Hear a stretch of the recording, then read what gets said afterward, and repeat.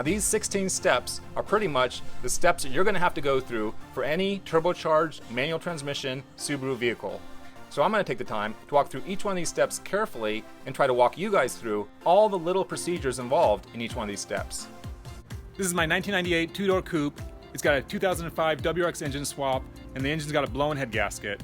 Alright, it's time to stop fucking around. What's up, guys? I'm Luke. This is the SubaruONLY show. Thank you for checking it out. I'm making this build series to walk you guys through all the little steps involved in pulling an engine from your car. And like I said, I gotta stop fucking around. It's time to pull this engine. So where are we at? Let's start with the list. Boom, number one, lift car.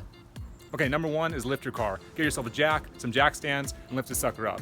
Basically, you want to lift it up on the frame rails. Don't lift it up on any of the body panels or your bumper or any shit like that. Get that jack underneath one of your frame rails. There's one on each side, the driver's side and the passenger side. Lift it up, put the jack stand underneath, the same to the other side, and you're good to go.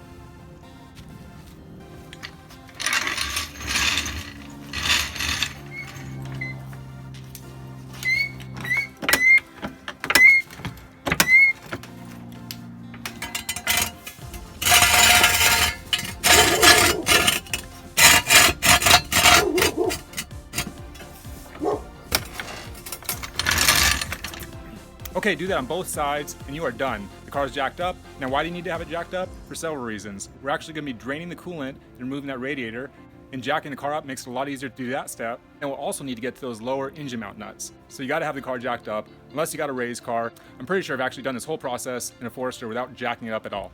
But with a car like this, that's lowered, you pretty much got to jack it up. Oh, and don't forget the wheel chock. I forgot about that. I forgot to tell you guys about the wheel chock. Don't forget the wheel chock. Grab any little triangle. That's what I use for my wheel chock. Works perfect. Got to have that wheel chock when you lift your car up. It's not really safe not to use one. So get yourself a wheel chock. Okay, that's step number one. Lift the car. Boom. Done. Number two is hood tied back.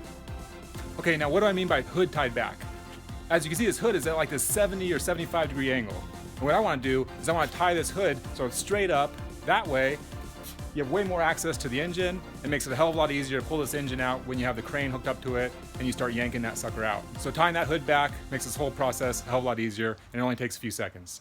So this is what I use. I use a couple ratchet straps that have like rubber coating on them so it doesn't scratch anything. So I'm gonna hook this end to the hood, and I'll do that right now.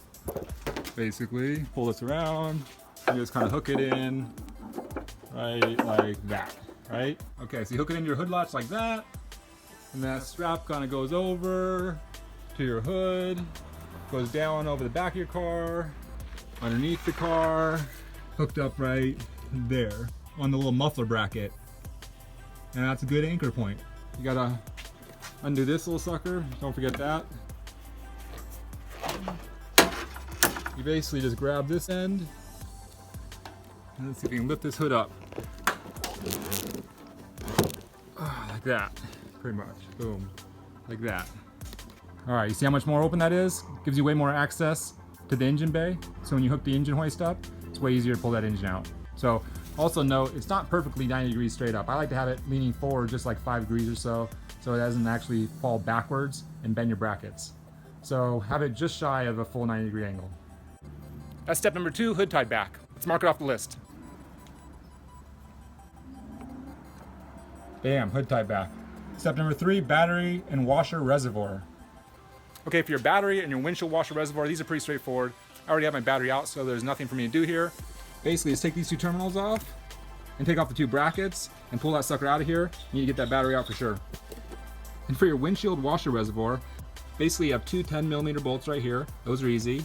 But when you take this thing out, you're also gonna have to unplug the little plug harness right here. And you're gonna have a little hose you're gonna have to plug. So let's pull the sucker out right now and I'll show you.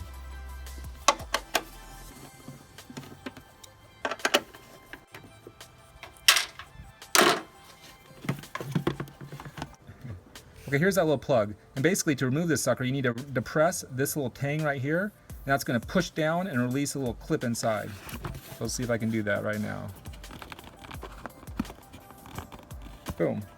And that's it. The other thing you're gonna need to disconnect is this hose right here. But before you disconnect this, think about all the fluid that's in this reservoir and that it's gonna drain all of your engine bay. And I got a little trick for that. So when you pull this little hose, obviously all the fluid that's in this reservoir is going to drain all of your engine bay. But to avoid that, get yourself a little set of these silicone plugs and caps. They sell them on Amazon. I got a set that's in multiple sizes. So let's pull this sucker off now. Now this one didn't drain a whole lot of fluid because there's actually very little fluid in here. But if your reservoir was full, you're gonna leak a little bit of fluid and put that cap on as soon as you can. So do it real quick. First part is off. Let's take that into your shop. Put it down and clean it up later. That side of the engine bay is completely clear. And we knock another one off our list. That's always nice. Battery and washer reservoir. Boom. Okay, step 4 is radiator and overflow tank. The next step is gonna be the radiator and overflow tank, but to do that, you have to drain all your coolant. You're gonna have to catch that in the next video because I gotta wrap it up here for tonight, guys. Thank you so much for checking out the video. I'm Luke, this is a SubaruONLY show. I really appreciate you guys checking out the video. If you got any questions or comments, please leave it in the comments section. If you like the video, go ahead and give it a like. See you next video, guys. Thanks.